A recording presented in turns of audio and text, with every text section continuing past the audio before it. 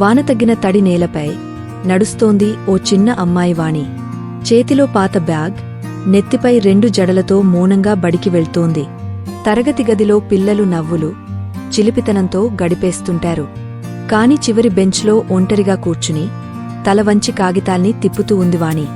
ఆ రోజు పాఠశాలకు కొత్త శ్రీలత మేడం పుస్తకాలతో నెమ్మదిగా క్లాస్లోకి నడిచి వచ్చారు. ఆమె చూపు ఆ వెంటనే ఓ వాణిపై పడింది. వాణిని పిలిచి ఓ మూలకి తీసుకెళ్లి మేడం ఇలా చెప్పారు: ఈ పాఠశాల మౌనంగా కనిపించినా అప్పుడప్పుడు దాని లోపల దాగ ఉన్న ప్రతిభను, స్వరాన్ని వెలికితీయాలి. బ్రేక్ చేయటానికి ఒకరి ప్రోత్సాహం అవసరం. ఈ స్కిట్కి నువ్వు పాల్గొంటావా వాణి? ఒక్కసారి మాట్లాడి చూడు. మెల్లగా తల ఊపింది వాణి. ఒకరోజు ఆ పాఠశాల స్టేజ్ మీద వాణి చేతిలో మైక్, ఓ శాస్త్రవేత్త దుస్తుల్లో. ఆమె గొంతులో గర్జన: పేదరికం ఓ అడ్డంకి కాదు, అది నన్ను ఆపలేదు. నేను గణితం నేర్చుకోగలను, నేను విజేతనే.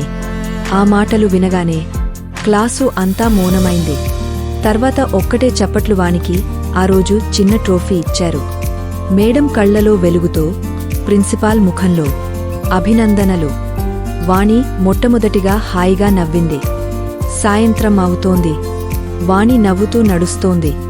ఆమె మాటలు ఇప్పుడు ఆమెతో పాటు నడుస్తున్నాయి. ఒక్క నమ్మకం, ఒక్క ప్రోత్సాహం చాలు. ఓ చిన్న హృదయం కూడా ఆకాశాన్ని తాకగలదు. ఇలాంటి మరిన్ని ఆకర్షణీయమైన